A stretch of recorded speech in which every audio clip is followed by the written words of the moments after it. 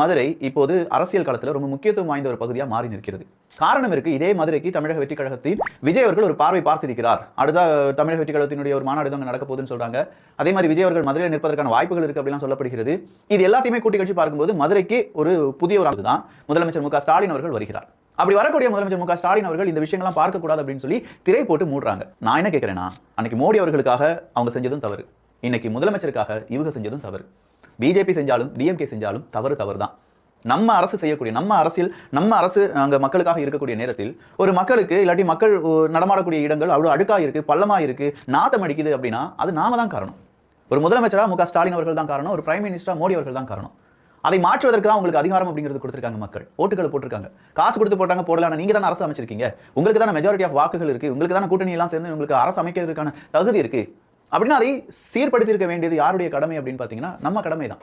இந்த நேரத்தில் திமுகவினுடைய ஆதரவாளர்கள், ஆதரவாக இருக்கக்கூடிய யூடியூபர்ஸ் இதை பற்றி பேசுவாங்களா? இதெல்லாம் பற்றி பேசணும் அப்படிங்கிறது எங்களுடைய குறிக்கோள்.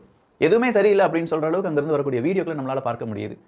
திரைச்சிலைகளை போட்டு நீங்கள் இப்படி அங்கே இருக்கக்கூடிய நதிகளை எல்லாத்தையுமே இல்லாட்டி நாற்றங்களை எல்லாத்தையுமே நீங்கள் அப்புறப்படுத்தாமல் மறைத்து மட்டும் வைத்து என்ன செய்ய போகிறீர்கள், என்ன சாதிக்க போறீங்க அப்படிங்கிற கேள்வியை கேட்குறாங்க.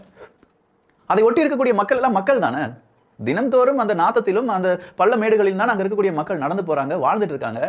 இன்னைக்கு ஒரு நாள் ஒரு அரசியல்வாதி வாரார் அப்படின்னு சொன்னோன்னே அதை மறைப்பதற்கு எவ்வளோ விஷயங்கள் செய்றீங்கப்பா.